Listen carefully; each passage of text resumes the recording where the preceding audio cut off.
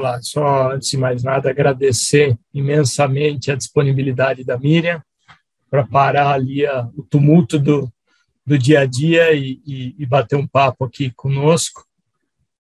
Um pouco da ideia deste evento é entendermos aí as preocupações e as prioridades, acho que da agenda da NPD para esse ano, né? Até para que a gente possa pensar do nosso lado como contribuir da melhor forma, né? Da forma mais eficiente possível aí para a agência.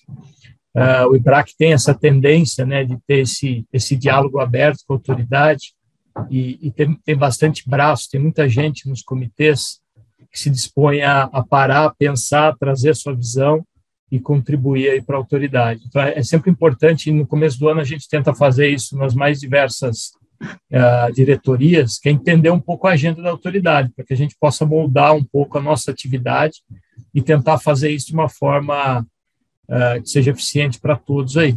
Tá? Então, de novo, agradeço a Miriam. Eu acho que o Matheus e a Marcela vão apresentar seu currículo, que eu estava vendo aqui é gigantesco. E também agradecer a Lia, a Débora e o Renato aí por se disponibilizarem a vir para esse debate aqui e trazer a visão também da iniciativa privada aí com relação ao tema. Tá? Então, obrigado a todos aí e vamos lá, bom evento para todo mundo. Bom dia, eu também agradeço a Miriam e aos demais pela disponibilidade de discutir um tema que é tão relevante para os primeiros momentos aí de vida da Autoridade Nacional de Proteção de Dados, né? É um tema que ele atende a uma das características que atrai a nossa atenção no comitê, que é a transversalidade, né? Ele não é um tema setorial muito específico, ele atinge N, ou se não todas as atividades econômicas, então é algo que é característico dos trabalhos que nós temos conduzido no Comitê de Regulação aqui do IBRAC nos últimos anos, né? E justamente por ser transversal, é um tema que atrai muita dificuldade, né? A gente já consegue enxergar alguns pontos aí de dificuldade na regulação que virá aí pela NPD. E aproveito para agradecer em especial a Miriam por participar novamente aqui, né, de um evento do Comitê de Regulação. Discutimos o edital de 5G, né, em 2020, foi uma discussão super bacana que antecipou muita coisa do que acabou acontecendo, e tenho certeza que a nossa discussão hoje vai ser muito, muito proveitosa, né? E espero aqui conseguir apresentar todos os painelistas aqui da forma adequada, todos com currículo muito extenso. Começo aqui pela Miriam Wimmer, que é doutora em Políticas de Comunicação e Cultura pela Faculdade de Comunicação de Brasília, é mestre em Direito Público pela Universidade do Rio de Janeiro, pela universidade pela qual é graduada, é servidora pública desde 2007, como especialista em regulação de serviços públicos da Anatel, e trabalhou em diferentes áreas do Ministério das Comunicações e atualmente é diretora da NPD. Além da Miriam, nós temos aqui alguns debatedores, né? A primeira é a Lia Amaral Romanelli, que é formada em Direito pelo Mackenzie, com pós-graduação em Gestão de Projetos e Organizações do Terceiro Setor pela PUC, especialista em Direito Internacional Público pela Academia de Direito de Haia, na Holanda. Atualmente coordena o Núcleo Jurídico de Conformidades do Instituto Unibanco, com atuação profissional há mais de 10 anos no terceiro setor, em especial nas frentes de educação, propriedade intelectual e propriedades de dados e celebração de parcerias com o poder público. A Débora Siqueira de Oliveira é líder de publicidade e proteção de dados no grupo ICATU, professora do curso de Compliance e Proteção de Dados do Instituto Legal Ethics Compliance LEC, é mestranda em Privacidade e Cibersegurança e Gerenciamento de Dados na Universidade de Maastricht, especialista no tema, possui grande experiência prática em programas de adequação em grandes empresas, advogada com LLM em Direito Corporativo e pós-graduada em Direito dos Contratos. E, por fim, como completa aqui a mesa, o Renato Leite Monteiro, que é doutor pela Universidade de São Paulo, tem LLM em Tecnologia pela NYU, e foi Visiting Student e consultor do Departamento de Produção de Dados do Conselho da Europa, e colaborou ativamente com as instruções da redação da LGPD no Brasil, e é lead de Data Protection da América Latina no Twitter. Eu passo aqui já a palavra para a Marcela Matiuso, que é a nossa coordenadora aqui do Comitê de Regulação, que vai fazer a moderação do evento. Então, fique à vontade, Marcela. Bom, gente, de novo, bom dia para todo mundo. Muito obrigada pelos nossos painelistas aqui pela presença, pela disponibilidade de fazer essa discussão. Como a gente já tinha antecipado, a ideia é que, na máxima medida possível, a gente vai começar com uma fala da Miriam, e a Miriam vai falar por, enfim, o tempo que ela quiser, sempre, porque ela é autoridade, mas a gente combinou até mais ou menos uns 30 minutos. E depois a gente segue para a Débora, para ali, para o Renato, darem o pontapé inicial das nossas perguntas e comentários. Mas, assim, a gente realmente queria que todo mundo participasse da discussão. E a Dora está aqui para ajudar a gente, até para quem quiser falar, quem quiser se manifestar, é só levantar a mão, ela sobe vocês aqui para, enfim, para abrir a câmera, para poder discutir com a gente, e, na máxima medida possível mesmo, a gente fazer um diálogo. Então, enfim, acho que a ideia da nossa dinâmica hoje aqui é essa. De novo, agradecendo muito a presença de todos para fazer essa discussão com a gente, e sem mais delongas, passando a palavra para a Miriam. Muito obrigada, Marcela. Queria começar agradecendo enormemente a você, ao Bruno, ao Matheus, também a Dora pelo apoio e pelo convite a participar do evento, e dizer que vai ser uma satisfação enorme debater aqui com a Lia, Débora, Renata, enfim, uma mesa maravilhosa. E a gente estava aqui brincando antes do evento começar, que eu trago aqui uma lista de problemas, mas certamente com essas mentes brilhantes a gente vai encontrar boas soluções, ou pelo menos identificar aí alternativas de interpretação. Então, a proposta que a Marcela me fez, pessoal, foi trazer uma discussão sobre os temas que estão na agenda regulatória da NPD, né, agora 2022, e o que eu fiz de maneira muito simples foi pegar a agenda regulatória, marcar lá o que já foi resolvido e identificar dentre os temas que restam quais que são as principais polêmicas, né, as questões mais complexas. E daí a Marcela generosamente me deu meia hora, mas eu acho que eu gostaria de falar menos que isso para que a gente possa gastar mais tempo aqui no debate entre nós, tá? Eu acho que antes de mergulhar ali no detalhamento das questões regulatórias que estão ainda em aberto, vale a pena a gente dar um passo atrás e olhar de maneira mais ampla um pouquinho a estratégia que a ANPD tem adotado desde a sua criação em novembro de 2020. E aí, pessoal, eu não preciso dizer, vocês sabem a tremenda dificuldade que é estruturar um órgão do zero, né? Então, você está simultaneamente pensando em mesas e cadeiras e computadores e agenda regulatória, inserção internacional e montagem de equipe, tudo ao mesmo tempo, com pouquíssima gente, pouquíssima estrutura. Então, quando eu olho assim para trás, esse um ano e pouquinho, um ano e meio mais ou menos, né, que a gente experimentou da existência, da criação da ANPD, eu acho que realmente tem dois documentos que são muito estruturantes para a gente compreender assim, a visão da ANPD e o trabalho que vem sendo realizado e os passos que a gente consegue vislumbrar aí para o futuro, né? Então, primeiro é o planejamento estratégico, que foi um dos primeiros documentos que saiu da ANPD, e ele identifica ali 3 grandes pilares de prioridades da ANPD, de maneira bem genérica, né? E o primeiro, como não podia deixar de ser, é o fortalecimento da cultura de proteção de dados, que, de novo, é um termo muito amplo, né? Um conceito jurídico indeterminado, a gente podia falar assim, né? Mas que a gente buscou traduzir em ações concretas que envolvem capacitação, diálogo com o setor público, setor privado, por meio, inclusive, da formação de parcerias com outros órgãos públicos com competências análogas ou correlatas, né? A expedição de guias, recomendações, a detecção de infrações. Então, o exercício desse papel um pouco orientativo, desse papel de criar um patamar básico a partir do qual nós, como sociedade, possamos discutir o tema de proteção de dados pessoais. E isso inclui, claro, trazer um pouquinho mais de segurança jurídica quanto a conceitos que ainda eram e ainda são talvez muito mal compreendidos.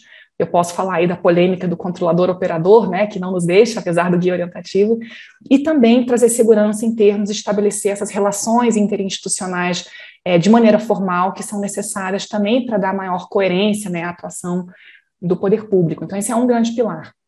O segundo pilar sobre o qual a gente vai falar hoje é o do ambiente normativo, né? E ele, enfim, eu vou falar logo mais sobre a agenda regulatória.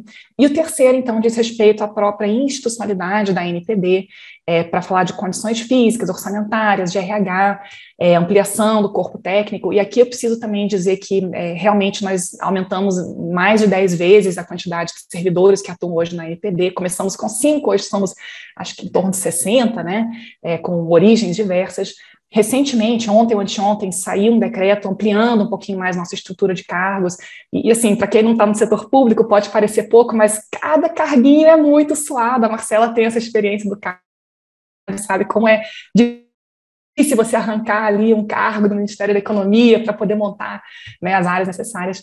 E nós temos também trabalhado de maneira muito intensa com vistas à transformação da ANPD numa autarquia especial, né, conforme determina a própria LGPD. Então, isso é um trabalho, um esforço, assim, que tem sido realmente muito grande, junto ao Ministério da Economia, junto à Presidência da República. Isso requer uma lei, né, requer orçamento, requer uma série de coisas, e esse é também o terceiro pilar, né, da nossa estratégia de atuação. E aí eu queria comentar um pouquinho sobre, né, esse ambiente normativo, tá? E aí começar dizendo que, justamente quem trabalha no governo tem meio que um tique nervoso, que a gente vê um problema, a gente acha que a solução é um regulamento, né? No Congresso é a mesma coisa, tem um problema aqui, precisa de uma lei, vamos aprovar uma lei, né? E a nossa visão é de que não necessariamente esse é o caso, e a gente tem abordado os temas regulatórios, eu diria, com uma certa cautela, tá? Entendendo que nem sempre tem que ter um regulamento, às vezes tem que ter uma orientação, às vezes tem que ter uma discussão, às vezes tem que ter um quebra-pau, né? E a gente tem atuado dessa forma, trabalhando não apenas em normas, mas também em guias orientativos, em fascículos, em cartilhas, que são uma espécie de soft law, né? São uma forma de a gente se aproximar dos temas, inclusive receber críticas, né? E que vão pavimentando o caminho e criando um certo consenso a partir do qual é possível, então, enfrentar temas um pouco mais avançados, né? E essa atuação, ela se dá de braços dados com nossa estratégia de engajamento com outros órgãos. Então temos acordos formais com o Senacom, com o CAD, com o TSE, com o NIC.br, com a Autoridade Espanhola de Proteção de Dados, a própria criação do Conselho Nacional de Privacidade e Proteção de Dados, CNPD, que foi uma das nossas primeiras atuações, né, no início do ano passado, representa também essa visão de que a gente tem que ter âncoras e braços e pontos de contato com diferentes segmentos da sociedade, da comunidade científica e do setor empresarial, e isso se reflete também no nosso esforço de engajamento internacional, porque, de novo, né, gente, a gente está falando de uma lei que é tremendamente transversal e que possui não apenas impactos na esfera de proteção de direitos, mas também impactos econômicos muito expressivos. E não por acaso nós temos hoje aqui representantes de grandes empresas, né, que atuam no setor, certamente muitos advogados também que atuam no segmento e sabem que o tema de proteção de dados hoje está indissociavelmente ligado à temática da economia digital e à inserção internacional de empresas que atuam no Brasil. Então, nossa participação internacional também tem se dado na OCDE, no Comitê Consultivo da Convenção 108, no Global Privacy Enforcement Network, no Global Privacy Assembly, na Rede Ibero-Americana de Proteção de Dados Pessoais, que é um fórum local, e também por meio de engajamentos bilaterais variados. Eu trago essa breve nota de contexto para falar que a agenda regulatória é um pedaço desse quebra-cabeças, tá? Dentro de uma estratégia mais ampla de construção e promoção de uma cultura de proteção de dados pessoais, que envolve também enforcement, engajamento e fortalecimento institucional. E a agenda regulatória, então, é o segundo grande documento estruturante que eu acho que fornece pistas, né, quanto à direção da ANPD. E antes de entrar nos detalhes, eu queria comentar que essa agenda regulatória, ela traz por pressuposto, né, alguns parâmetros que a própria lei nos impõe, mas que também são desejos da ANPD, tá? Então, em primeiro lugar, transparência, previsibilidade, né, a própria criação da agenda, que não é uma obrigação legal, mas uma atuação voluntária da ANPD, expressa o nosso desejo de sermos claros quanto ao que vai acontecer, quanto ao que a gente quer produzir, né, não pegar ninguém de surpresa, permitir que todo mundo se prepare. Participação, né, e aqui a lei nos impõe consulta pública, audiência pública, a gente foi além, né, temos feito tomadas de subsídios, reuniões com especialistas, né, adotado outros mecanismos, né, de nos municiar de informações que permitam desenvolver esse processo regulatório.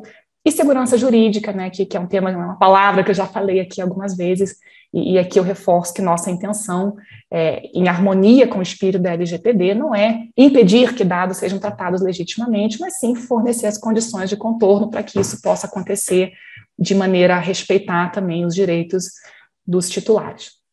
Pois bem, gente, então lá em 2020, no Dia Internacional da Privacidade, né, em janeiro a gente produziu ali a agenda regulatória e foi um exercício super difícil, tá, gente, porque imaginem vocês, os primeiros dias da LPD, 5 diretores na sala de reunião, mais umas pessoas que já estavam se juntando à equipe, por onde a gente começa, né, e aí alguma alma iluminada fez uma lista de temas que constam da LGPD, que requerem regulamentação, juntou isso com uma outra lista de temas que vinham sendo abordados por autoridades de outros países, chegamos lá a 50 tópicos, né, que requereriam algum tipo de atuação regulatória por parte da ANPD. Bom, gente, 50 tópicos não vai dar no primeiro ano, né, vamos tentar aqui priorizar alguma coisa, e isso acabou gerando um exercício realmente de discussão entre os diretores, que culminou na identificação desses 10 tópicos que foram incluídos na agenda regulatória. 10 tópicos, gente, é muito ousado, tá? Assim, especialmente naquele momento era ousado, porque era uma equipe, enfim, de meia dúzia de pessoas, seria ousado até mesmo para uma agência reguladora estruturada como a Anatel, por exemplo, porque quem acompanha setores regulados sabe que o processo de normatização normalmente não leva menos de um ano, na melhor das hipóteses, porque são várias etapas de análise jurídica, discussão com a sociedade e mesmo de deliberação do conselho diretor. Então, ainda assim, né, a gente colocou lá os 10 temas para serem iniciados, né, nos anos 2021, 2022, respectivamente. Propositalmente, não colocamos um prazo para concluir, né, a discussão dos temas por uma certa, digamos assim, uma noção das coisas, né, porque são temas que, em muitos casos, se revelaram até mais complexos do que nós imaginávamos inicialmente. E volta e meia eu ouço algum colega dizer, nossa, a gente incluiu esse tema achando que ia ser fácil, nossa, é muito complicado, né, o buraco é mais embaixo. E eu acho que isso é uma constatação que a gente tem tido e que reforça a necessidade desses processos de diálogo para identificar os problemas, tá? Então, em 2021, nós já iniciamos e concluímos 4 tópicos que estavam na agenda regulatória, que são o regimento interno, planejamento estratégico 2021-23, o regulamento de agentes de pequeno porte e o regulamento de fiscalização, né, que trata dos procedimentos de orientação, prevenção, monitoramento e aplicação de sanções. Esses foram iniciados e concluídos, não vou falar sobre eles hoje, tá? E o que ficou ainda pendente, né, a ser já iniciado ou a ser iniciado esse ano, são o regulamento de dosimetria de sanções, que é outro braço das sanções administrativas, né? A questão dos incidentes de segurança, o relatório de impacto à proteção de dados, isso 2021, que nós começamos por meio de, enfim, tomadas de subsídios, né? E 2022, direitos dos titulares de dados, encarregado, transferências internacionais e bases legais. Então, não é pouca coisa, né? E eu queria falar um pouquinho sobre cada um desses tópicos, não para antecipar qualquer posição da ANPD, o que eu nem poderia fazer, porque somos um órgão colegiado, mas talvez para identificar junto com vocês pontos que me parecem que são mais complexos, né, e que têm sido já suscitados nos debates sobre esses temas, tá? Vou começar pelo regulamento de dosimetria da pena, tá? Como vocês sabem, o regulamento de fiscalização, que foi aprovado em outubro do ano passado, ele se pautou fortemente numa abordagem responsiva. Tá? O que é uma abordagem responsiva? É uma abordagem que busca se afastar daquele paradigma tradicional de comando e controle, né? Manda quem pode, obedece quem tem juízo, para se pautar em mecanismos mais dialogados de promover a conformidade à legislação, entendendo que a sanção é uma dentre várias ferramentas das quais o poder público dispõe para promover a conformidade à lei. Tá? Então, nosso regulamento ele é pautado em 4 etapas, né? Monitoramento, para identificar onde é que estão os problemas, quais são as principais questões, prevenção, que é uma etapa na qual a gente pode... orientação, que é uma etapa na qual a gente pode expedir orientações, né, os agentes de tratamento, faz assim, faz assado, mais para lá, mais para cá. Prevenção, quando a gente está falando já da correção de condutas, né, às vezes com prazo, a gente pode pensar, enfim, TACs, por exemplo. E, finalmente, a sanção, né, e é muito comum a gente visualizar esse tipo de abordagem na forma de uma pirâmide, né, que você vai subindo degrauzinho por degrauzinho até chegar na sanção lá em cima, que precisa existir, senão o modelo não funciona, né, mas que não é a primeira e nem necessariamente a melhor abordagem para promover a conformidade. Então, esse é um regulamento essencialmente procedimental, tá, gente? E aí fica faltando, né, está em discussão, a segunda parte, né, porque, veja, Para que possamos aplicar sanções, precisamos ter procedimentos, mas também precisamos ter critérios substantivos, né?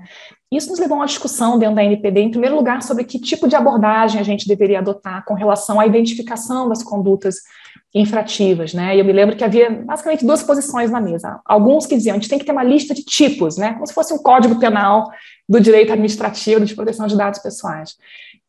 Que eu particularmente acho que seria, enfim, prós e contras, né? De um lado, a gente poderia falar que tem um aspecto positivo de ter muita clareza quanto ao que pode e que não pode. De outro lado, uma inflexibilidade que me parece ser incompatível com o dinamismo desse setor, né? E com a lógica do direito administrativo de maneira mais ampla, né? Em que muitas vezes é comum que haja um modelo de tipicidade mais aberta, mais flexível, né?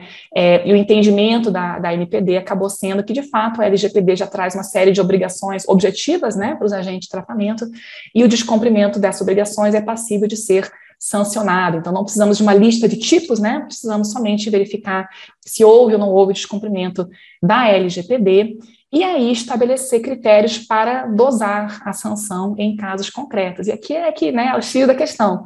Porque, vejam, a LGPD, ela requer um regulamento somente para multa, tá? Lá no artigo 53, a LGPD diz que tem que ter um regulamento de metodologia de multa, né? Mas, ao mesmo tempo, a lei diz que, olha, na hora de aplicar a sanção, tem que levar em consideração um monte de parâmetros, critérios, gravidade, natureza das infrações, direitos pessoais afetados, boa-fé, vantagem auferida ou pretendida pelo infrator, a condição econômica do infrator, a reincidência, o grau do dano, a cooperação do infrator, a adoção reiterada e demonstrada de mecanismos e procedimentos internos para minimizar o dano, né?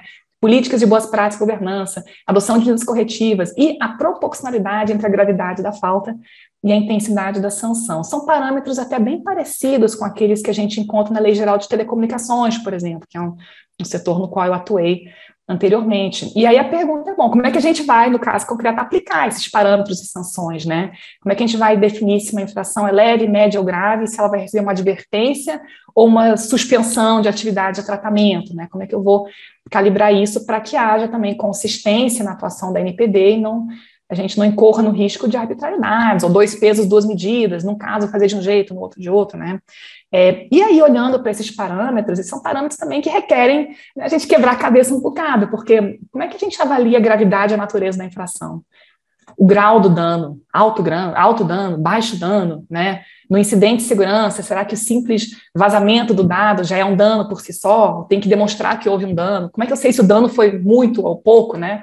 Porque para o titular de dado é sempre grande, né? Vazou meu dado, né? Me sinto prejudicada com isso, né? Então, a dificuldade, eu diria que é de estabelecer critérios abstratos, né? Que nos tragam segurança, mas que vão incidir sobre situações muito heterogêneas, né? Então, realmente é um desafio isso, é um trabalho sobre o qual nossas equipes estão debruçadas. E depois outras questões, assim, até mais operacionais, tá? Uma coisa que eu não tinha me dado conta, e olha que eu leio essa lei, assim, há muitos anos que eu estou lendo as minutas e textos da LGPD, aquelas sanções mais gravosas, né, de suspensão do funcionamento de banco de dados, exercício de atividade de tratamento e de proibição do tratamento de dados, elas somente podem ser aplicadas após já ter sido imposta ao menos uma das sanções anteriores, né, para o mesmo caso concreto. E, gente, mas o que é o mesmo caso concreto? Será que é no mesmo processo? Ou será que é uma reincidência? Mas aí seria o mesmo caso concreto ou não seria? Eu tenho que abrir um outro processo para isso, né? Então, tem que ter transitado em julgado a primeira ofensa, ou o descumprimento de uma medida cautelar ou preventiva já caracterizaria, né? Então, muito difícil, né? Como é que eu faço isso na prática, né? Como é que eu boto para rodar? Outra questão, assim, que eu acho muito interessante e que já vi sendo discutida, a questão da multa diária, né?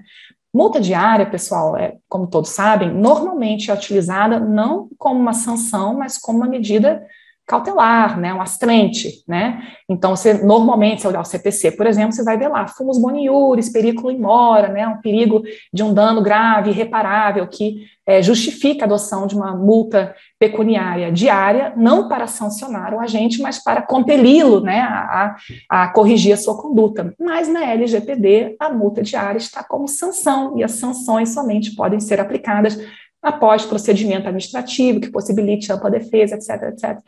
A gente tem aqui uma questão, né? Porque é claro que a NPD pode expedir medidas de natureza cautelar, e aí talvez tenhamos que diferenciar o que é a multa como astrente e o que é a multa diária como sanção, efetivamente, em quais situações faria sentido manejar esses instrumentos, né?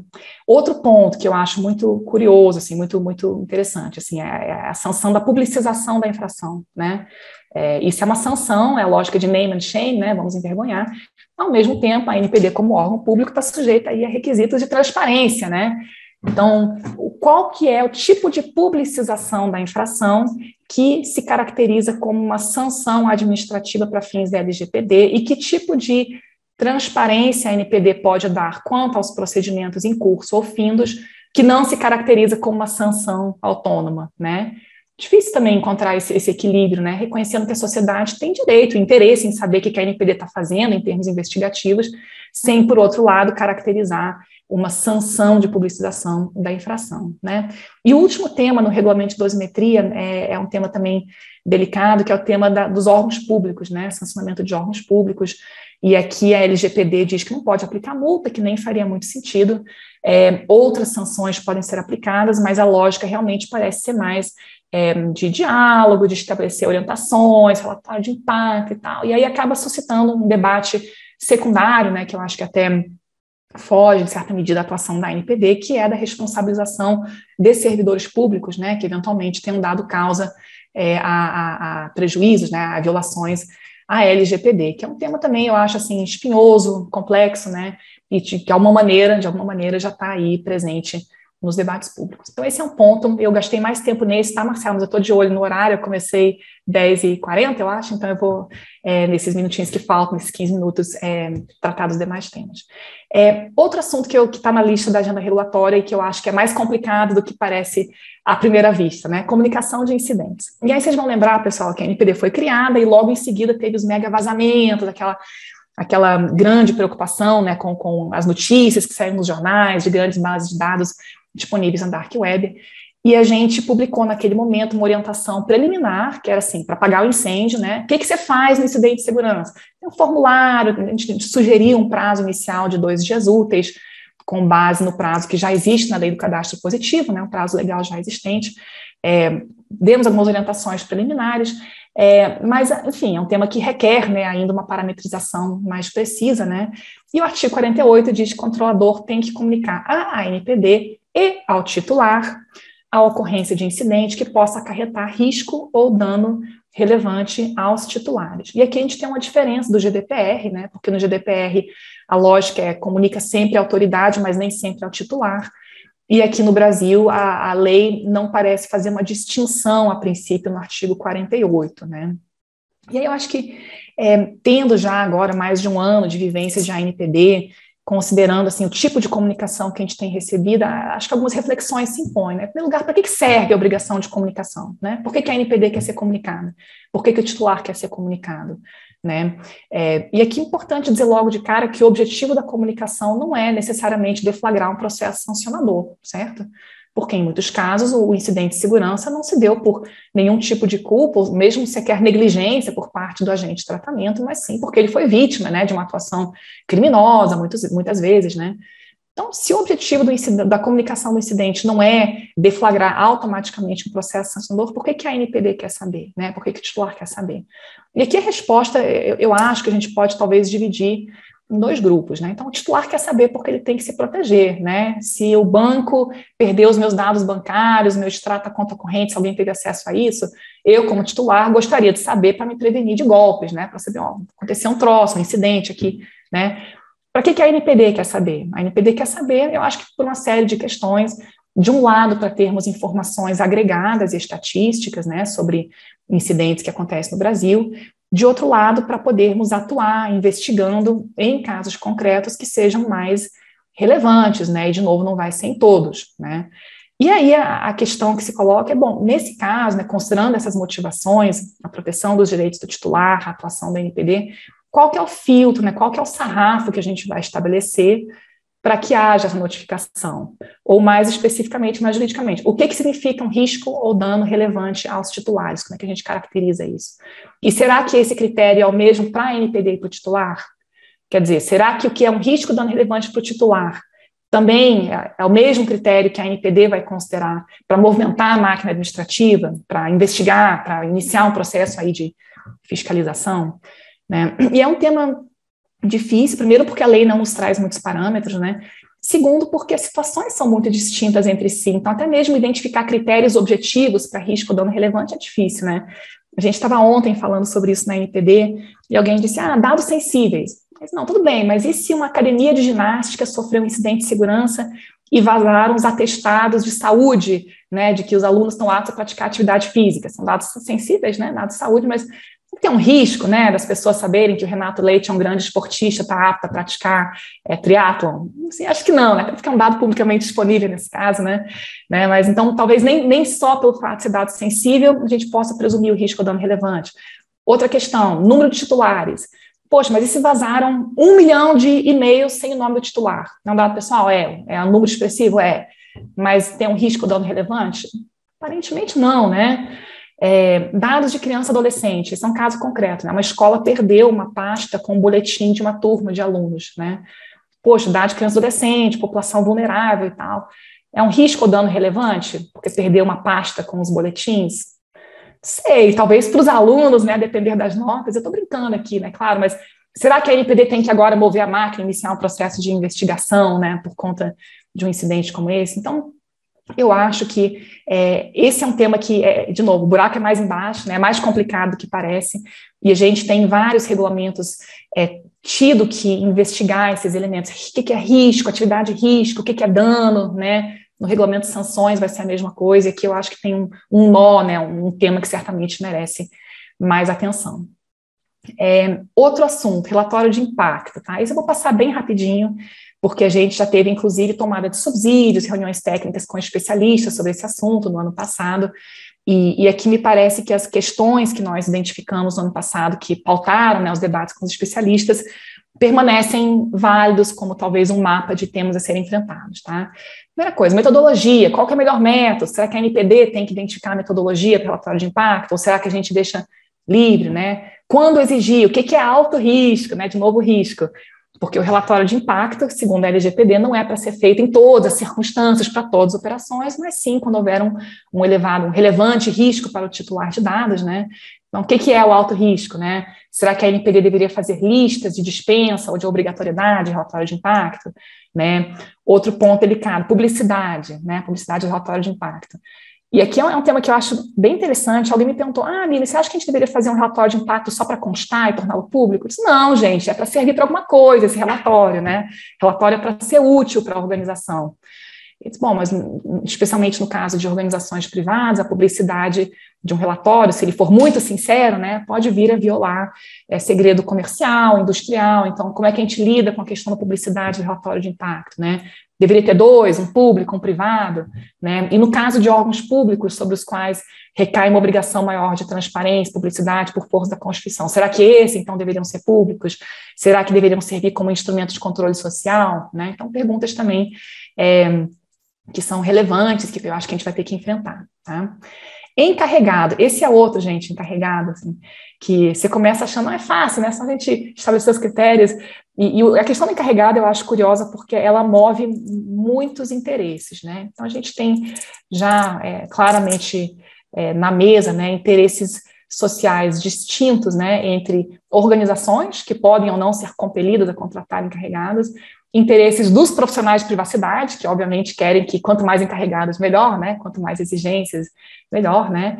O interesse da própria sociedade, o titular de dados, né? Que tem que ter um canal de comunicação com as organizações, uma forma de se relacionar com organizações públicas e privadas, tendo em vista a proteção dos seus direitos, né? Então, nem sempre a equação fecha, né? E aqui a gente tem uma outra complexidade, que é a diferença entre Brasil e Europa. Eu vejo que muitas vezes as pessoas olham lá para o GDPR, dizem, o encarregado, autonomia, tem que sentar na mesa do board, assim, assado. A gente olha para a LGPD, a redação é outra, né? Então, a gente tem aqui uma distância, talvez, entre o tipo ideal, né, do encarregado, da forma como muitos de nós estudamos ao ler a legislação europeia, e a forma como a LGPD objetivamente retratou esse profissional, que é um profissional muito importante nas organizações e faz parte desse pacote, digamos assim, de accountability, promoção de uma cultura de proteção de dados e assim por diante, né? Então, assim, bem objetivamente. Quem é que pode ser encarregado? Tem que ter requisito objetivo, tem que ter certificação, pode acumular outras funções, quando é que vai ter conflito de interesse, né? O advogado da empresa pode ser também o encarregado da empresa, o chefe da TI pode ser o encarregado, como é que são os arranjos internos, pode ter uma equipe, pode ter um comitê, pode ter mais de um encarregado por organização, ou tem que ter só um, poder público, né? Será que vários municípios poderiam ter um único encarregado compartilhando, né? Para as multinacionais, tem que estar no Brasil, tem que falar português, né? Tem que divulgar os dados de contato do indivíduo, ou pode ser um canal geral de comunicação, né? Questões que não são fáceis, né? E a lei também aqui não nos traz muitas pistas, tá? Estou quase terminando, Marcela. Direitos dos titulares de dados pessoais é um outro tema que é complicado, não apenas porque os direitos são, tem discussões sobre prazo, o que é fornecer imediatamente, né? Até onde vai o direito de acesso, assim por diante, mas também porque nós temos direitos complicadíssimos, né, como o direito à portabilidade, direito à revisão de decisões automatizadas, o direito à explicação quanto aos critérios que têm orientado uma decisão automatizada, que são objeto de debates não só no Brasil, mas no mundo, né, e eu penso, eu particularmente, se dependesse de mim, eu acho que a NPD nesse primeiro momento deveria talvez se ater aos direitos tradicionais, arco, né, acesso, retificação, cancelamento, oposição, e deixar esses mais complexos talvez para um segundo momento. Essa é uma percepção pessoal, queria até ouvir vocês, porque mesmo com relação a esses direitos tradicionais, a gente tem dúvidas, por entender que nem sempre eles se aplicarão em todas as situações da mesma maneira. E aqui, só para ilustrar, por exemplo, o direito de eliminação de dados pessoais possivelmente não se aplicará perante o poder público da mesma forma que se aplicará face a um agente privado, né?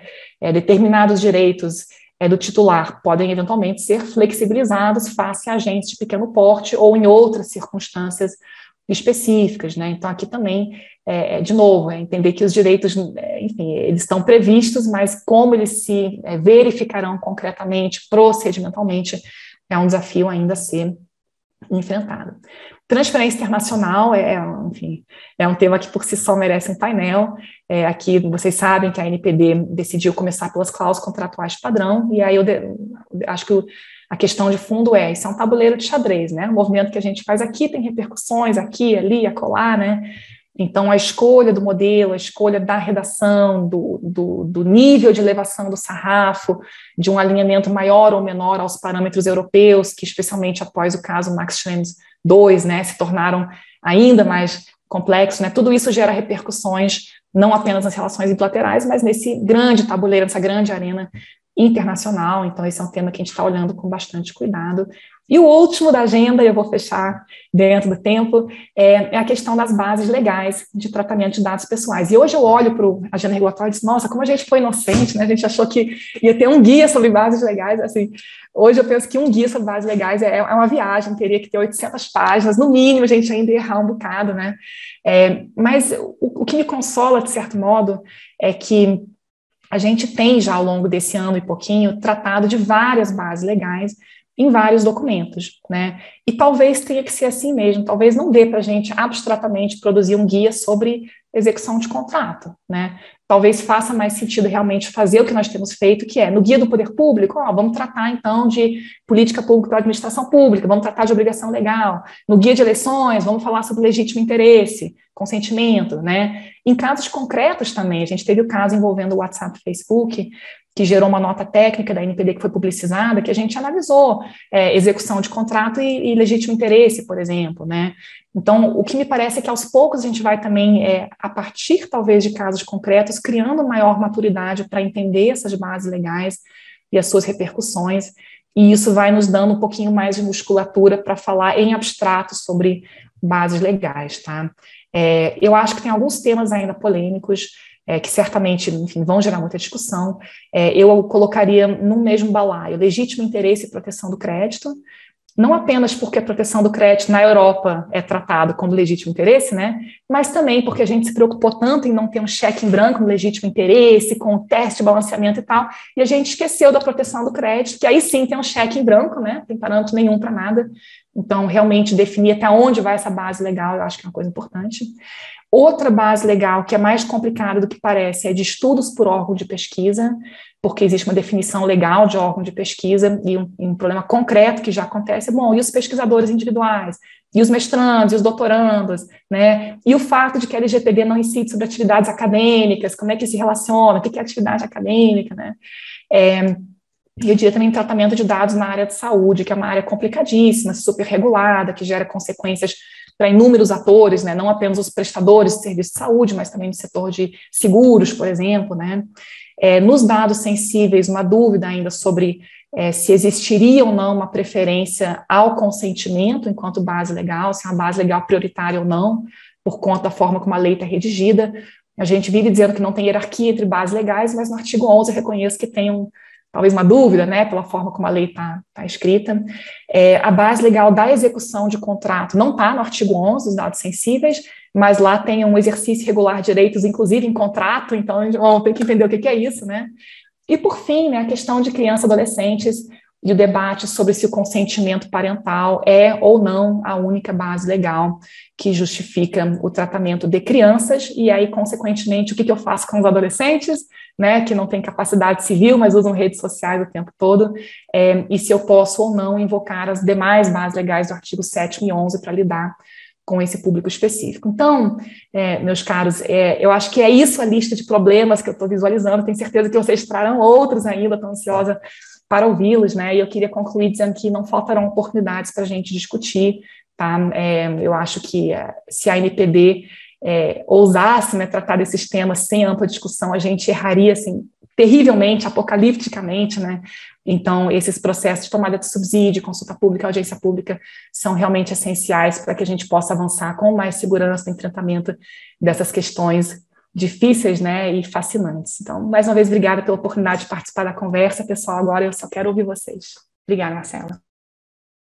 Obrigada a você, Miriam. Acho que, enfim, é isso, né? É super difícil fazer um panorama quando é uma lei inteira para ser regulamentada, basicamente, e um prazo aí exíguo, com muitas prioridades diferentes, mas acho que foi ótimo para a gente ter essa visão.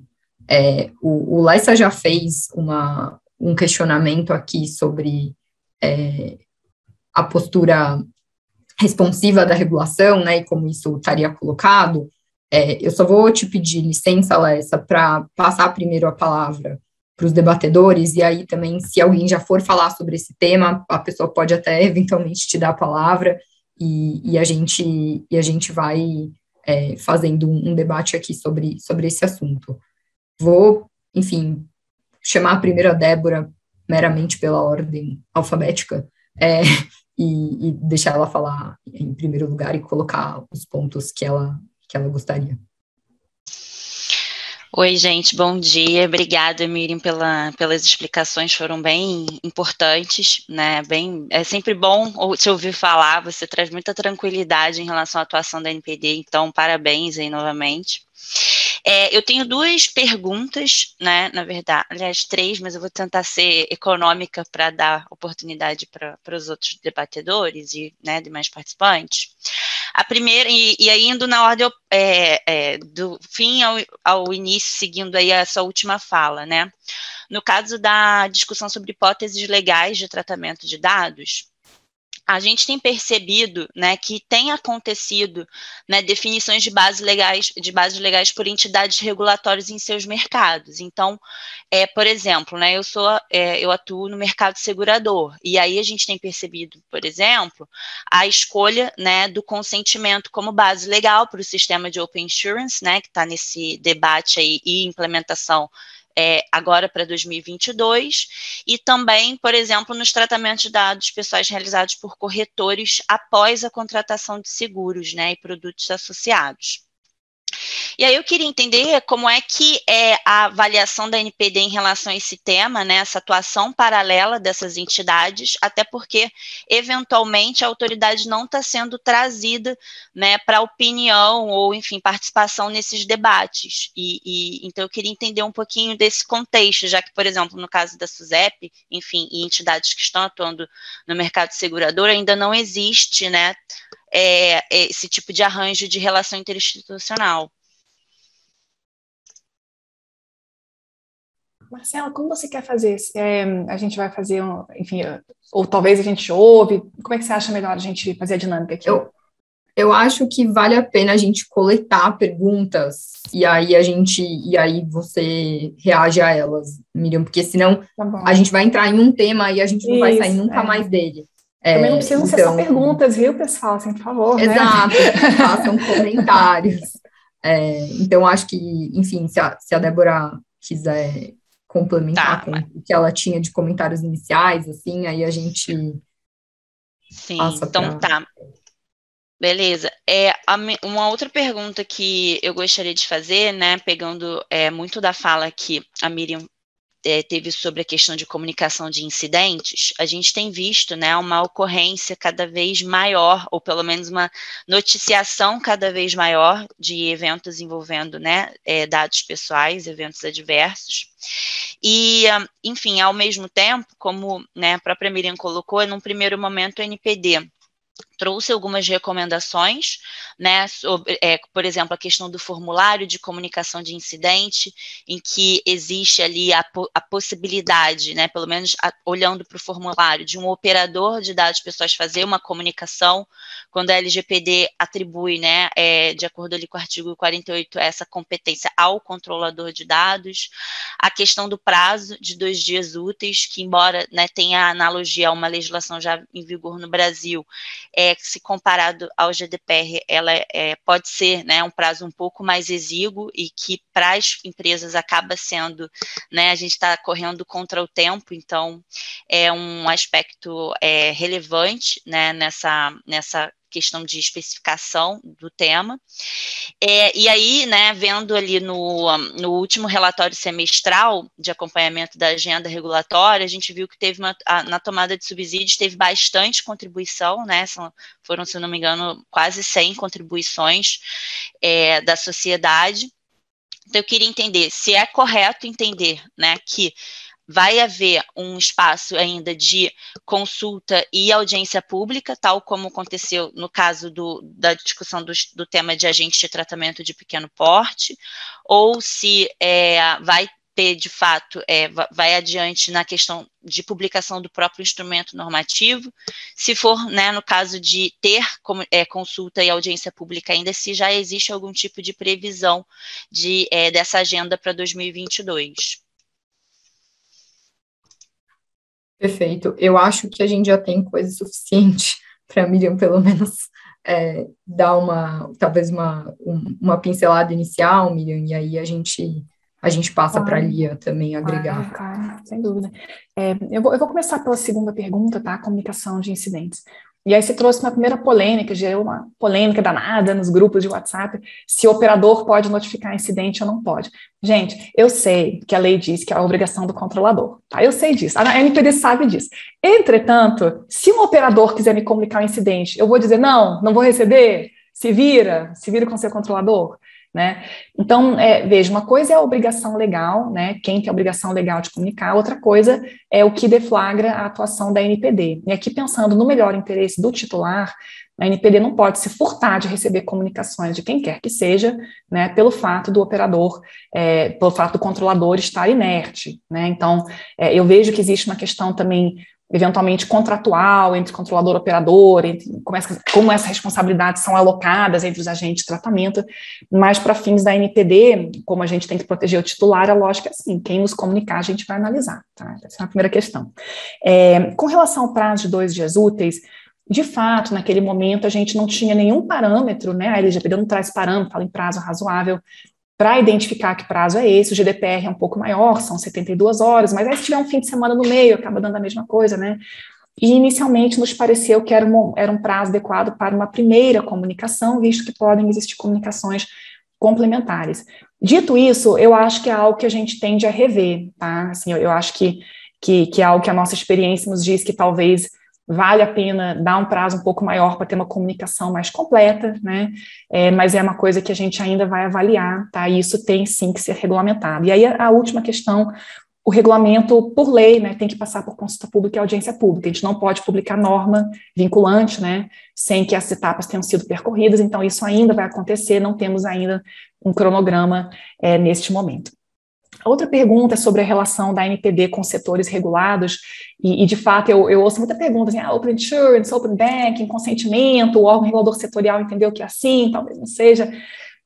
Por uma questão muito pragmática, nós optamos por, nesse primeiro biênio da NPD, não focar em setores específicos, porque tem tantas questões básicas para serem resolvidas, né, que são transversais a vários setores, que se a gente começasse a se meter no setor financeiro, no setor de saúde, telecom, a gente, né, não ia resolver essas questões preliminares.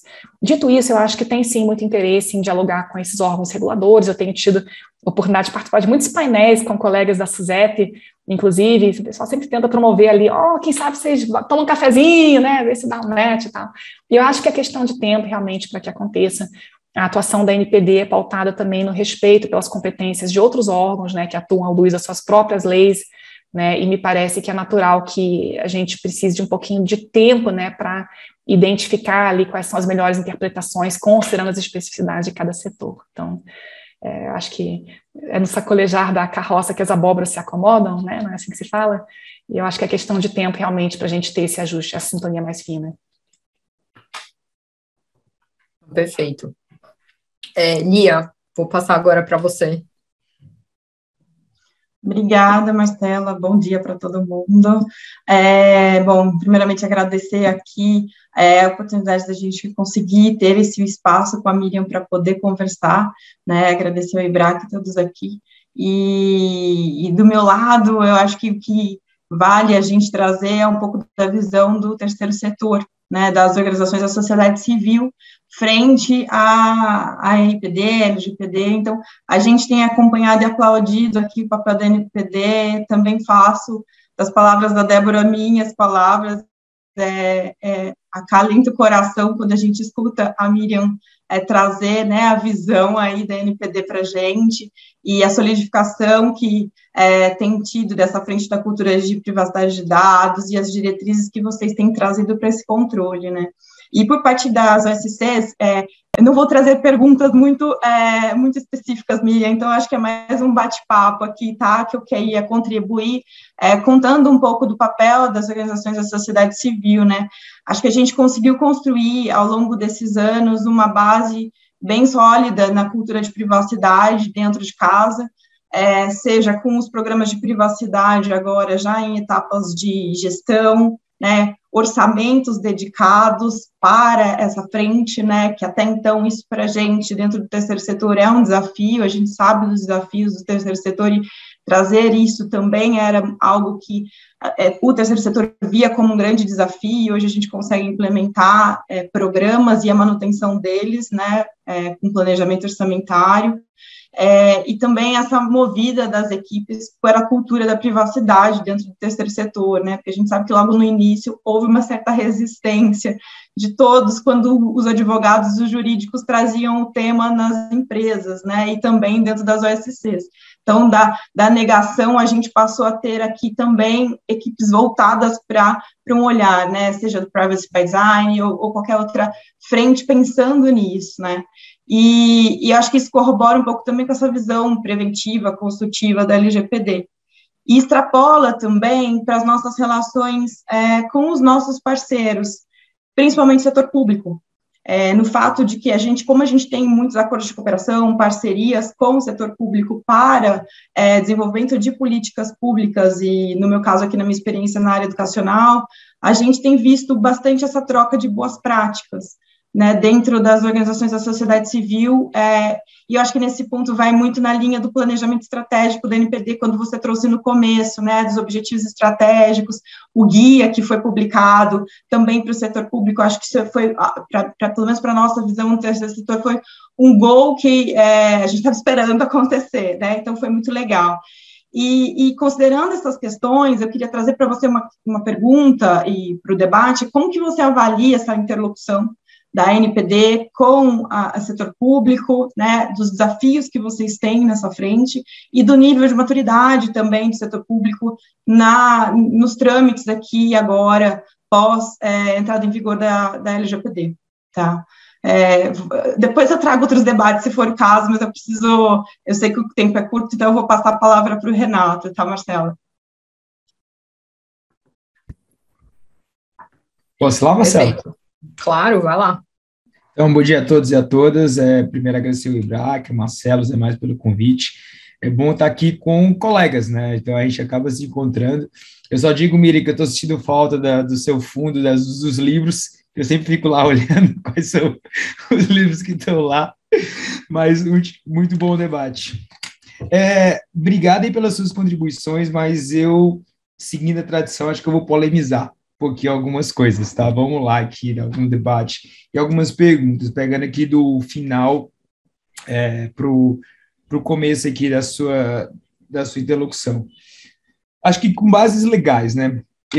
Você levantou aí a bola, e eu fiquei super feliz que você levantou essa bola da questão da crianças e do consentimento, né? Eu, particularmente, vou dar aqui uma visão, uma visão não só de indústria, mas realmente de quem tenta um pouco ler também aí um pouco a LGPD. Acredito que seria uma limitação muito grande, até mesmo de certa forma, até impraticável a gente dizer que o consentimento seria a única base para você poder tratar dados de consentimento dos responsáveis de crianças.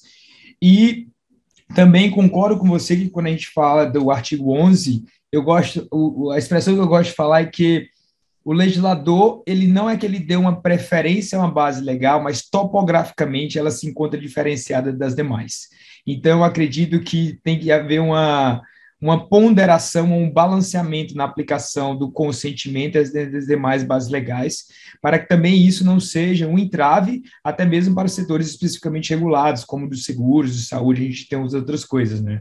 Então, apesar que a gente sabe, né, que você que já leu aí a LGPD 52 mil vezes, né?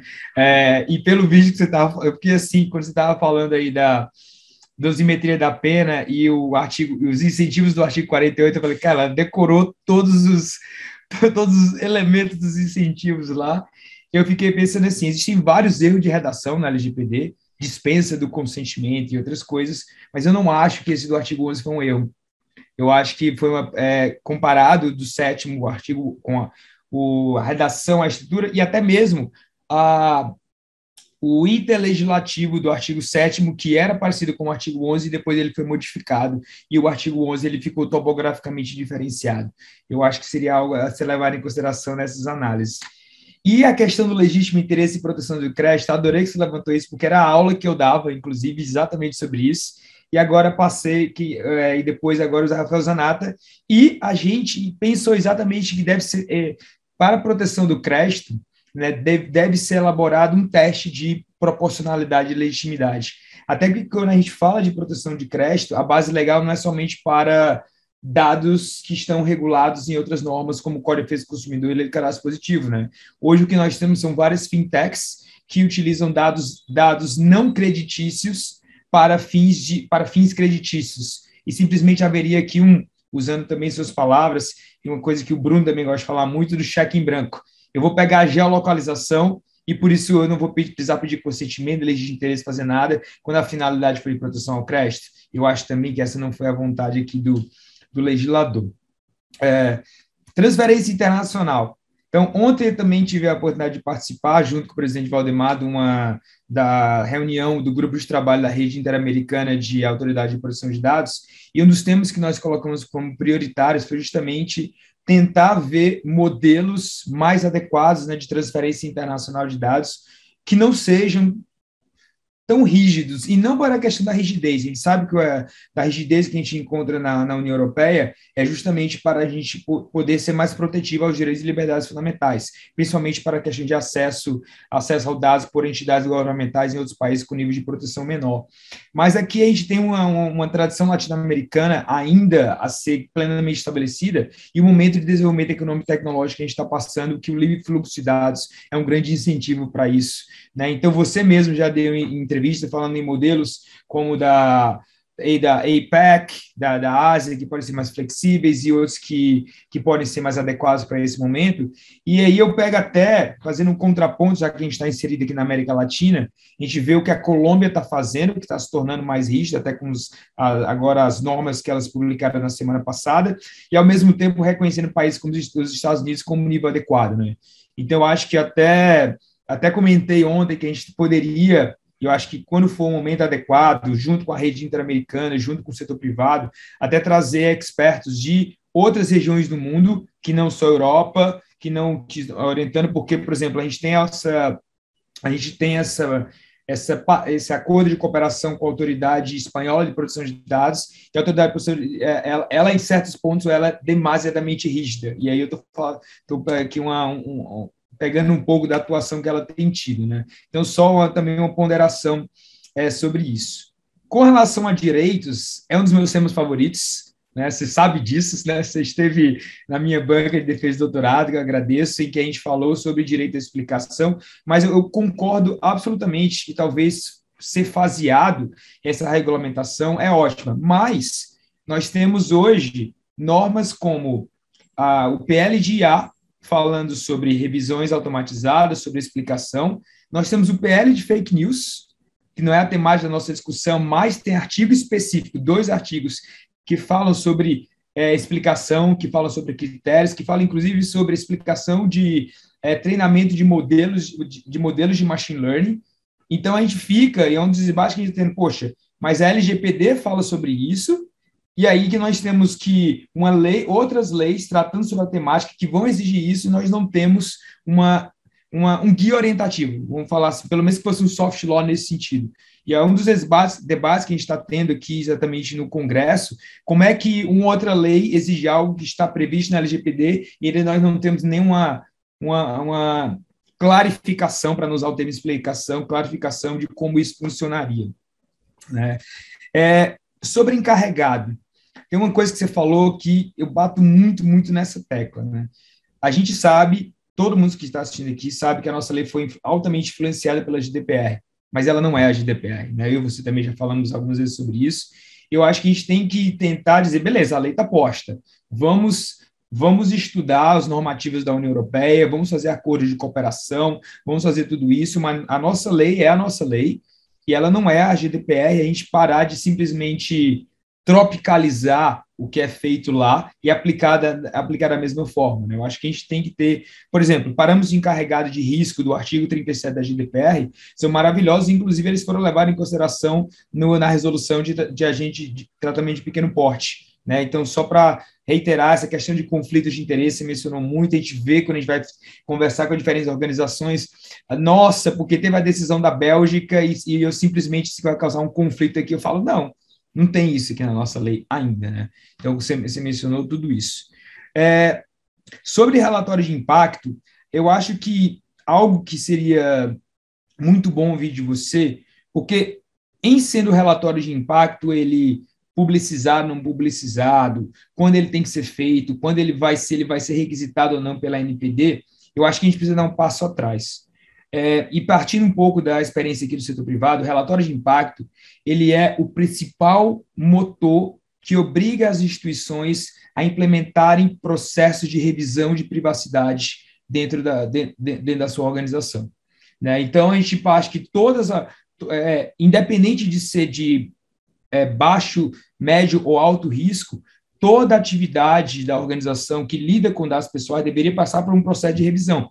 Se esse processo de revisão ele vai culminar num relatório de impacto para poder ter medidas mais fortes de mitigação, é outra coisa. Mas a gente não tem essa questão do relatório de impacto, talvez as empresas nem se preocupem em implementar um processo de revisão de privacidade, que é diferente de registro das atividades. Então, eu tenho visto isso em vários, no próprio Twitter, e aqui a nossa metodologia, a gente já conversamos com a NPD, conversamos com as autoridades de como é que funciona o nosso programa interno, e eu queria, já que a gente tem muita gente aqui do setor privado assistindo, deixar isso claro. Então, no momento que a NPD for discutir essa temática, levar em consideração que tem um impacto muito, muito maior aqui. Sobre comunicação de incidente, eu tenho aí uma outra ponderação e pergunta, né? Nas explicações que vocês deram logo no começo, quando em janeiro do ano passado, tinha uma seguinte lá que me chama, na dúvida, notifique, né? Eu particularmente fico assim, nossa, cara, eu vou dar tanto trabalho para a NPD, mesmo que seja por estatística, para poder mover a máquina pública, tem tantos outros temas com algo que eu particularmente no meu assessment, eu não considero de risco relevante para o titular, mas na dúvida, como eu não tenho ainda os critérios de risco, eu vou notificar. Então, eu queria que você comentasse um pouco sobre isso, se fosse possível. E, por último, aqui também, eu acho que dentro do cadê? Peraí, anotei aqui, ó. Dentro dos 3 pilares, né, da NPD, e o primeiro que seria fortalecer a cultura de proteção de dados, eu acho que quando for falar de dosimetria de pena e falar de bom comportamento do agente, e pegando muito do que você fala de regulação responsiva, de tentar incentivar bons comportamentos para os agentes de tratamento, uma coisa que eu acho assim, bom comportamento do agente, que pode levar a uma cooperação ativa com a NPD e com os órgãos de investigação, e que isso claro, que se houver um bom comportamento, haverá uma diminuição ou do tipo de sanção que pode ser, ou até mesmo não ter uma sanção, né? Então, eu também gosto muito de falar isso, porque a gente já está nesse universo aí há um bom tempo, né? Eu tinha... até o tempo que eu vou pegar aqui o comentário que você fez, o tempo que eu ainda conseguia fazer triatlon, né? Hoje já não dá mais, mas é muito difícil ainda a gente ver entrar na cabeça do setor privado, cooperar nesses pontos, porque acho que a cooperação ou repasse de informações pode levar a uma sanção ainda maior, e não é o caso. Acho que esse não é o objetivo da lei, esse também claramente não tem sido o objetivo da NPD, mas seria isso. Obrigado, Miriam. Bom, Miriam, eu sei que o Renato deu, temas suficientes para aproximadamente 5 teses de doutorado, mas acho que, enfim, faz sentido você pegar a palavra, reagir um pouco a isso, e aí depois a gente já tem 2 perguntas aqui no chat, no Q&A, do Laissa e do Lucas, que acho que também são temas legais. Tá joia, tá ótimo. E eu acho que as perguntas não são necessariamente para gerar uma resposta, mas para a gente pensar, né? Então, todas as perguntas aqui são muito válidas. Eu vou começar pelos pontos da Lia sobre organizações do terceiro setor e setor público, né? E aqui eu queria comentar, Lia, que você fala como é que é o relacionamento, como é que tem sido o diálogo e tal. E veja que a NPD se encontra numa situação complexa, porque nós também somos setor público, né? Nós somos, inclusive, um órgão vinculado à presidência da República. E tem uma questão que atormenta a gente e a sociedade, que é a questão dos cookies, né? Assim, foi um dos primeiros pontos de crítica da NPD. A gente não tem autonomia para definir como é que são os cookies do site da NPD, porque está dentro do GovBR, que tem uma política de cookies desenvolvida pela Secretaria de Governo Digital e assim por diante. Então, isso só para ressaltar que a gente tem essa dupla natureza. A gente também tem um desafio de conformidade à LGPD, que não é trivial. Até quando a gente indicou o nosso encarregado, vieram perguntas, por que a NPD está indicando encarregado se ela é um órgão da presidência? Não deveria ser um encarregado da presidência? Então, assim, muitas questões, sabe? E eu acho que o que nós temos buscado fazer, além de trabalhar pela independência da NPD, pela mudança do status jurídico, é já atuar como se tivéssemos esse status jurídico. Então, sim, indicar encarregado, porque a gente vai precisar ter isso lá na frente, sim, ter os órgãos administrativos próprios, inclusive uma área de TI própria que foi criada esses dias para a gente poder lidar com esses desafios, e ao mesmo tempo com o setor público buscar entabular um relacionamento construtivo, porque você perguntou do grau de maturidade, né? Acho que tem muitas diferenças, sabe? Na esfera federal, a gente vê órgãos mais receptivos e órgãos menos receptivos, a gente vê órgãos mais avançados e menos avançados, e o Brasil é grande, né? 5.500 e tantos municípios, muitos dos quais talvez sequer tenham começado a pensar em conformidade à LGPD. Então, eu vejo que essa abordagem responsiva sobre a qual a gente vinha falando é ainda mais importante com relação ao setor público, sabe? E quando se fala em enforcement, também pensar que a NPD não é o único órgão dotado de competências repressivas, sancionadoras, né? Porque temos tribunais de contas, órgãos de controle variados, né? Tanto dentro do executivo como fora, né? Como é o caso dos ministérios públicos. Então, é um relacionamento que vai sendo construído, sabe? E eu acho que para a NPD a questão-chave se demonstrar como órgão dotado de credibilidade, sabe? Um órgão que está tentando ser construtivo e que não está aí para caçar servidores públicos, né, e promover demissões, mas sim promover práticas plausíveis, né, e factíveis de conformidade à LGPD. Então, esse é um ponto. E com relação ao Renato, eu não sei se eu consegui comentar tudo, mas eu queria tocar em alguns pontos, tá? Criança e consentimento, De novo, a NPD não se manifestou, mas eu já escrevi sobre isso. Eu também acho, né, que o consentimento não é a única base legal, inclusive pela razão que a Marcela mencionou, que isso pode nem ser o melhor interesse da criança. O melhor interesse da criança pode ser distinto do interesse dos seus responsáveis, né? Então, eu acho que seria até um pouco fechar os olhos para a realidade que dados de criança são tratados em políticas públicas, são tratados por força de obrigações legais e assim por diante. Mas é um tema que tem que ser aprofundado, sabe? Então, não estou aqui para antecipar posições, mas para problematizar um pouquinho e levantar a bola dessa discussão. Sobre a proteção do crédito e o teste de proporcionalidade, aqui eu lembro que a Marcela também já desenvolveu estudos com base em Alex, se não me engano, né, Marcela, para falar do teste de balanceamento do legítimo interesse. E, de repente, essa é até uma abordagem que a gente pode pensar para a proteção do crédito, né? Porque ela veio tão sem parâmetros na LGPD que me parece que, enfim, pegar como uma base pronta e acabada, sem qualquer outro tipo de reflexão, pode vir a ensejar um risco para os titulares. Mas, de novo, é algo que a lei não veio parametrizar, então é um debate que nós precisamos enfrentar um pouquinho. Transferência internacional, Renato. Eu super concordo, inclusive você sabe que a Rede Ibero-Americana de Proteção de Dados desenvolveu um modelo de cláusulas contratuais padrão, né, que está sendo discutido, e eu penso muito que, assim, nesses arranjos globais, a questão regional é importante, muito embora talvez o Brasil não tenha como país da região seus principais parceiros econômicos, né, mas desenvolver padrões regionais é interessante, sim, e o que eu vejo é que a preocupação europeia, embora ela não tenha se manifestado da mesma forma que no Brasil, ela está sobretudo ligada à questão do acesso governamental a dados, né, Governmental Access Data, que é o que move lá a ação do Max Schrems.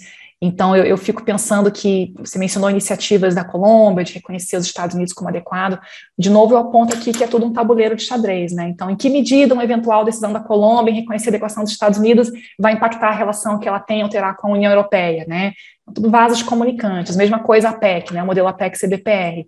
O Japão é um país que foi reconhecido como adequado pela União Europeia, ele participa do mecanismo APEC, mas na decisão de adequação proferida pela Comissão Europeia, é dito lá com todas as letras que o mecanismo APEC-CBPR não deve servir para transferir dados de europeus, né, que tenham sido armazenados no Japão. Então, eu acho importante ter a visão da floresta, entendeu? Às vezes a gente foca muito ali numa árvore, vamos resolver aqui a cláusula contratual padrão, e nem sempre são claras as repercussões com relação a outros instrumentos e outros fóruns, né, de debate.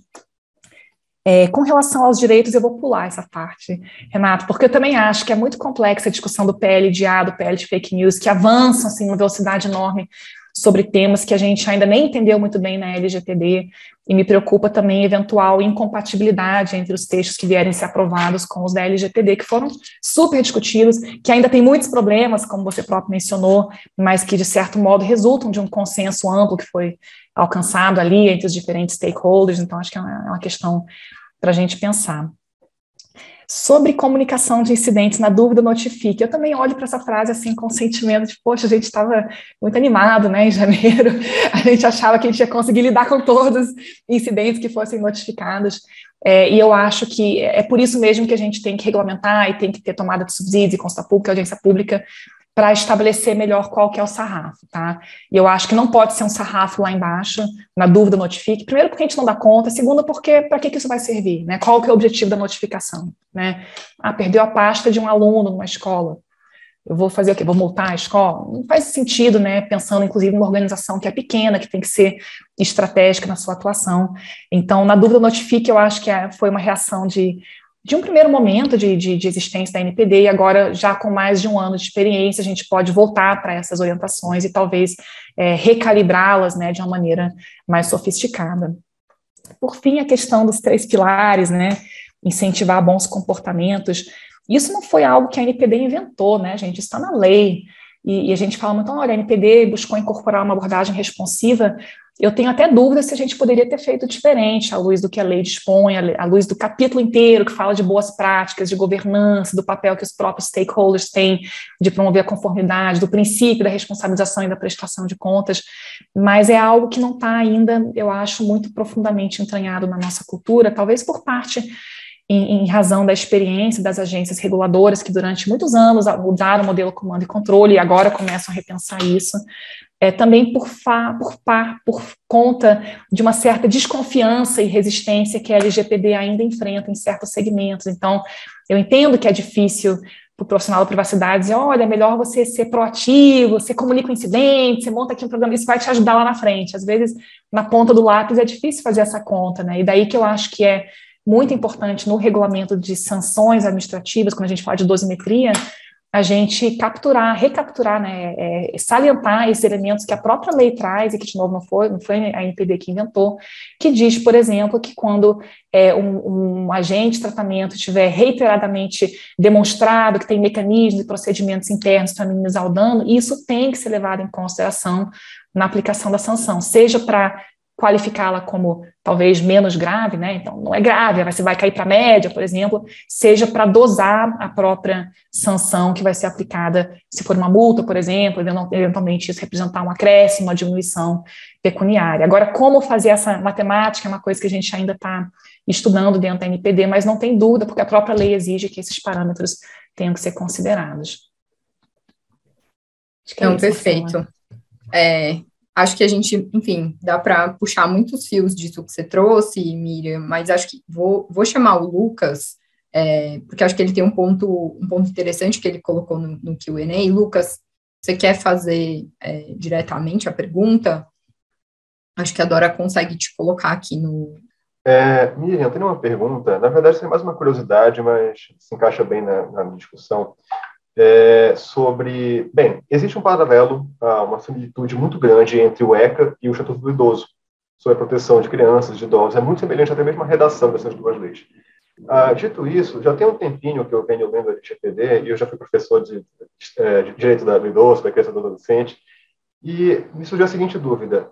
Seria viável, do ponto de vista da NPD, e eu sei que qualquer alteração deveria ter lei e tudo mais, uma emenda, mas seria viável encarar a proteção de dados de idosos da mesma forma que a lei encara as das crianças, haja vista que muitos idosos, claro que dizer que um idoso de 60 anos de idade não tem noção do que ele faz é muito, muito forte, né? Mas estou falando de idosos de 90, 100 anos, centenários, que não tem realmente muita noção sobre o uso de tecnologia, não tem muito conhecimento sobre consentimento, pode facilmente vir a ser ludibriado e são vítimas preferenciais em fraudes, em golpes pela internet mundo afora.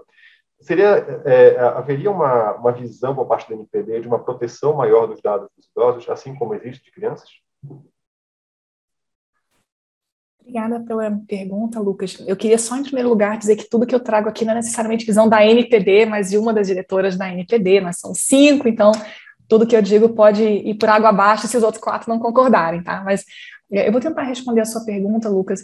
A gente não tem ainda uma reflexão aprofundada sobre a questão do idoso, mas eu acho que a sua questão faz muito sentido, sim, inclusive porque lá nos artigos finais da LGPD tem um dispositivo que diz que compete à NPD garantir que o tratamento de dados de idosos seja efetuado de maneira simples, adequada à sua capacidade de compreensão, né, que é bem parecido com o que a gente encontra lá no artigo 14, né, então a preocupação em que haja o esclarecimento de uma população, eu vou chamar assim, de mais vulnerável, né, e o que a gente tem aos poucos pensado é que existe um determinado grupo de titulares de dados que os dados deles não são automaticamente dados sensíveis, não é isso, mas são pessoas que talvez estejam numa situação de merecer uma proteção acentuada por conta das suas características físicas, psíquicas, intelectuais, motoras, econômicas, enfim. E daí me parece que faz sentido, sim, pensar em idosos e crianças e traçar esse paralelo, sabe? Eu não sei o quanto que a gente consegue fazer isso à luz do que tem na LGPD hoje, mas certamente é uma coisa para a gente pensar. Se você tiver depois sugestões ou quiser me esclarecer mais a respeito, eu terei todo interesse em ouvi-lo. Legal, obrigado. Obrigada, Lucas. Bom, pessoal, de novo, fiquem à vontade se vocês quiserem, a gente ainda tem mais 10 minutinhos, então se vocês ainda quiserem fazer mais alguma pergunta ali no Q&A ou no chat, a gente sobe vocês aqui para fazer diretamente para a Miriam. Eu queria aproveitar, Miriam, já que o Renato levantou a bola dos temas de decisões automatizadas, direitos dos titulares complexos, e que você mesma colocou essa posição, né, de que talvez na sua visão seja mais importante focar inicialmente em alguns direitos dos titulares mais básicos e depois tentar pensar nesses direitos de nível maior de complexidade. para te fazer uma pergunta, assim, sobre, que eu acho que é um pouco nesse sentido que o Renato colocou, de, assim, a realidade se impõe, né? Porque eu acho que, na minha opinião, o direito mais complexo que a gente tem para regulamentar é o direito à portabilidade. Ele é, tipo, muito complexo. Os impactos são absurdos, ele pode envolver, enfim, uma criação de infraestrutura muito grande, né, por parte tanto do setor público quanto do setor privado.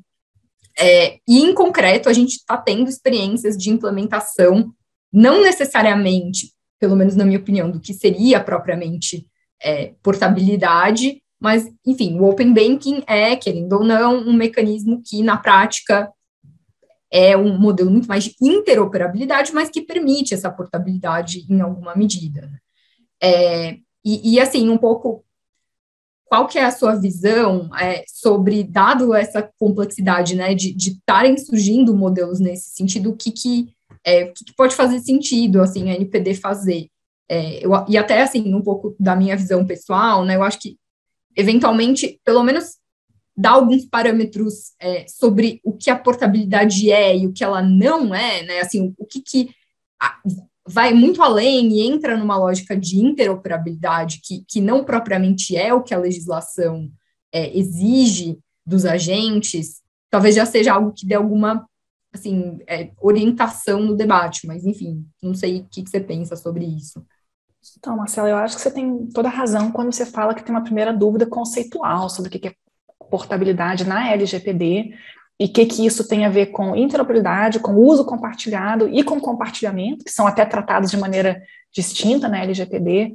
E eu acho que aqui a gente vem para aquele ponto que o Renato levantou, de que a LGPD é muito atécnica em certos momentos, né? A própria definição de uso compartilhado é uma desgraça, né? Tem 8 linhas de definição, né? E eu até participei de uma banca de TCC tem um tempo já sobre Open Banking, e a menina, a aluna, né, a formanda, ela fez um trabalho falando de Open Banking sob a ótica de compartilhamento, e disse, mas por que não portabilidade? Não, porque portabilidade, a impressão que dá é que eu entrego e dou para outro e não fico mais com cópia para mim. Então, será que a portabilidade implica a eliminação dos dados na origem, ou será que é possível manter? E nesse caso, seria portabilidade ou não seria? Seria uso compartilhado? Então, eu acho que esses conceitos não estão nem um pouco claros na LGPD, e, ao mesmo tempo, a lei enuncia um direito. O direito é uma coisa que a gente não sabe o que é, maravilhoso, né? É um cheque em branco para o regulador, de certo modo, né? Já que a gente está falando em cheques em branco. E o que me parece, assim, Marcela, que a gente tem que olhar um pouquinho para dois parâmetros para tentar entender melhor o que é isso, tá? Um é o parâmetro internacional, obviamente, porque no GDPR também tem portabilidade, em outros países também tem. Então, de que maneira isso vai ser interpretado lá? Porque, de novo, claro, a gente não é ingênuo de achar que o que a Europa fizer não vai ter efeito no Brasil. Claro que vai ter efeito no Brasil, né? Mas, de outro lado, também olhar para a experiência de setores regulados no Brasil. E quando eu falo em portabilidade, normalmente as pessoas lembram de cara da portabilidade do telefone, né? Do telefone celular. Eu mudei de número, né? Mudei de uma operadora para outra, mas mantive o mesmo número. E tentar traçar alguns paralelos com isso, porque também eu acho que seria muito ruim a NPD se propor a regular ou interpretar algo descolado do que vem sendo feito em outros ambientes, né, de como essas práticas têm se consolidado no mercado. Então, assim, a minha visão particular é de muita cautela, sabe, porque a gente, e mais, né, tudo que a gente interpreta na LGPD tem consequências em 1000 outras searas. Se eu disser que isso é uso compartilhado, qual a consequência que isso tem para compartilhamento de dados no poder público, por exemplo? Né, que está, inclusive, prestes a ser julgado pelo STF, né, vasos comunicantes novamente, e por isso que eu, assim, se eu pudesse escolher, eu preferiria esperar um pouquinho para a gente entender melhor o cenário antes de produzir normas sobre isso. Dito isso, isso não significa que a gente vai fechar os olhos e fingir que não está acontecendo nada, óbvio, né, e eu acho que há, sim, espaço para estudos, para tentar compreender melhor, para ouvir os atores interessados em debater esse tema. Mas eu particularmente, eu acho que a gente já vai ter muito trabalho com os direitos básicos, né, do titular de dados, e se eu pudesse esperar um pouquinho, eu acho que a NPD teria mais maturidade para enfrentá-los. Mesma coisa com o PLD-A e o direito à explicação, que, de novo, eu acho que é um dos mais complicados na LGPD. O Renato tem uma tese de doutorado inteira sobre isso. E, de novo, aqui a gente tem que entender as diferenças para o contexto europeu, porque entender o que é uma decisão unicamente automatizada, no que consiste uma revisão, se é humana, se não é humana, né? Tudo isso muito complicado e que gera consequências para dentro das organizações públicas e privadas, inclusive custos, inclusive mudanças de procedimentos. Então, é algo para a gente pensar com muito cuidado, sabe, Marcela? Mas o que você quiser me mandar de texto para estudar, eu estou aberta a receber, viu? Não, perfeito, vou mandar. Acho que a gente tem uma última pergunta que o Lessa tinha colocado lá no começo. Lessa, se quiser fazer, por favor, seu comentário. Olá, oi pessoal, bom dia, a caminho do boa tarde. Obrigado aí pelo espaço e pela apresentação que foi super bacana.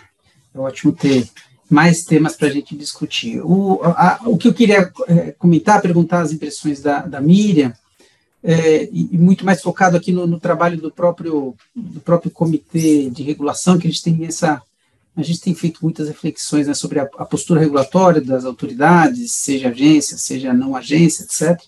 E aí, quando a Miriam comenta no início, né, que a preocupação da agência em ter essa abordagem responsiva desde o início, né, com as fases da regulação responsiva, eu faria duas perguntinhas, e um pouco é compartilhar essa experiência, é óbvio que tem um espaço amostral de tempo absolutamente reduzido e com uma quantidade de normas ainda pequenas, e que esperamos, aliás, continue pequena e só resolva o que precisa ser resolvido.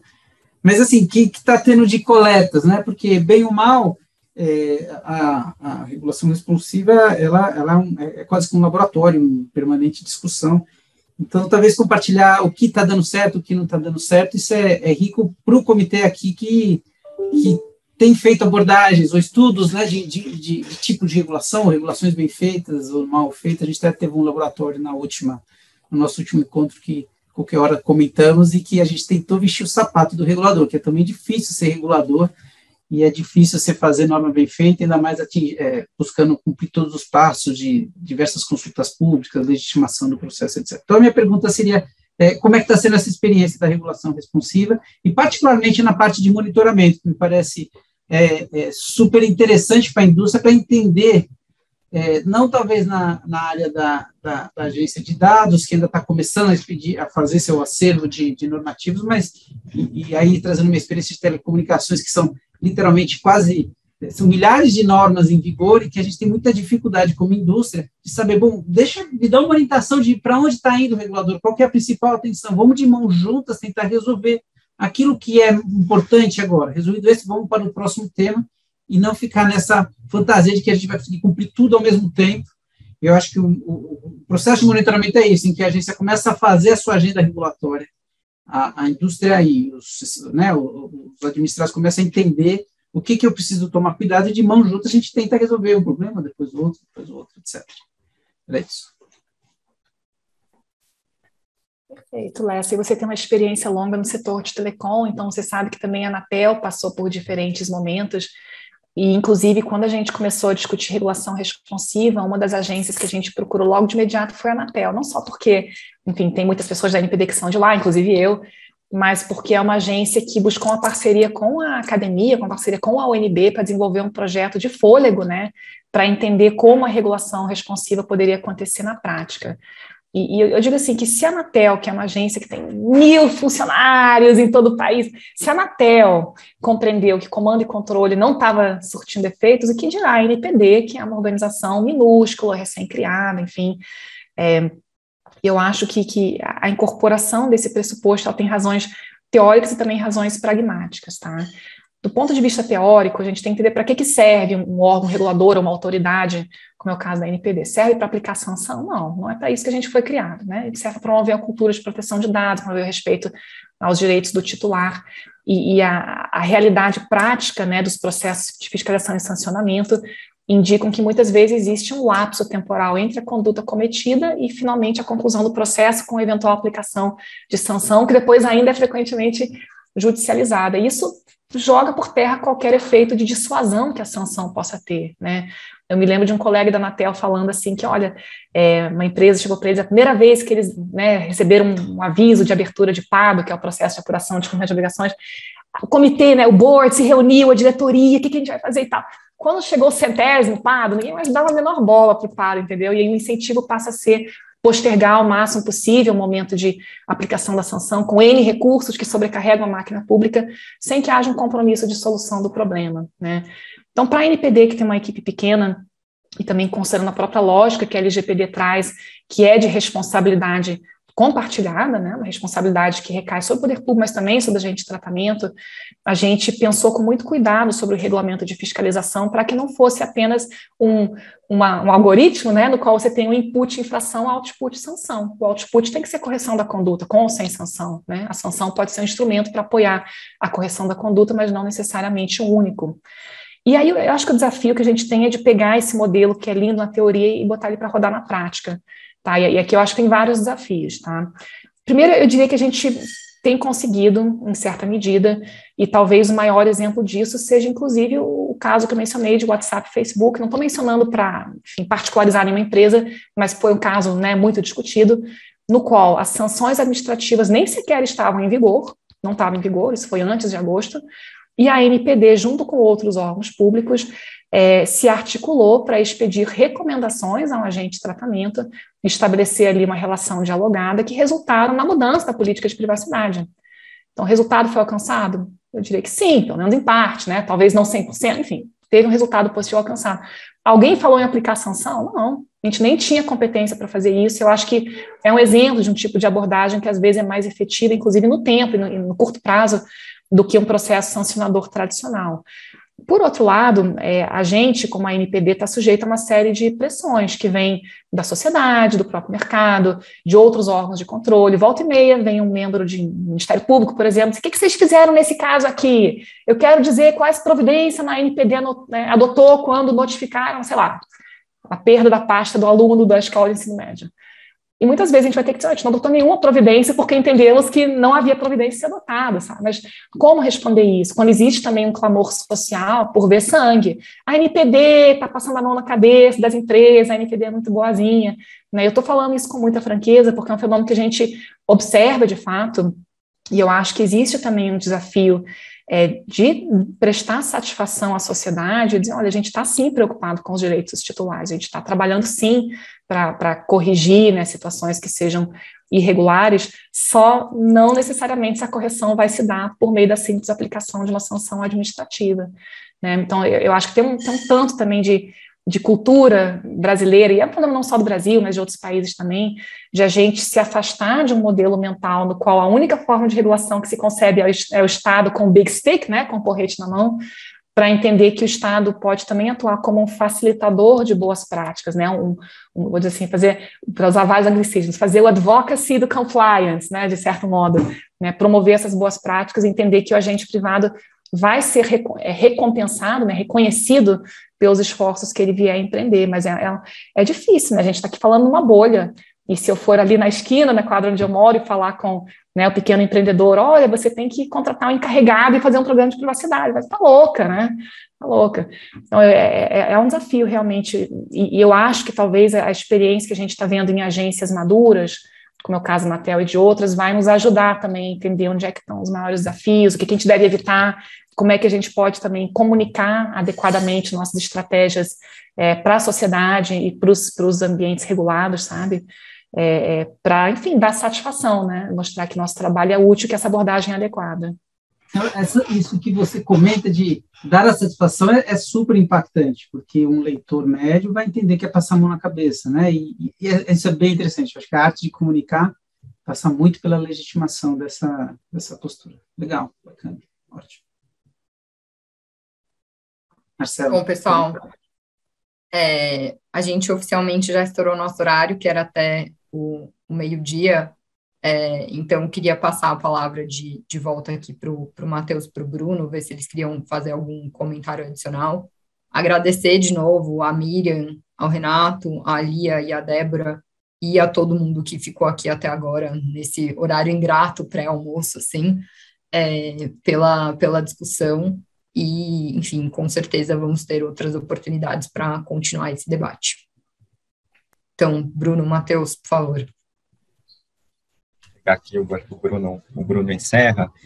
Só reforçando o agradecimento aí pela disponibilidade de todo mundo, o pessoal que ficou aqui também, né, superamos ali 110 pessoas em alguns momentos, então, bastante interesse em relação ao tema e interesse bem justificado, né, acho que os debates que surgiram aqui, eles vão voltar para a nossa prancheta, né, lá no comitê, e certamente a gente retornará aí, Miriam e demais, com ideias e provocações. Então, fica aqui o agradecimento em nome do Comitê de Regulação, passo aqui para o Bruno.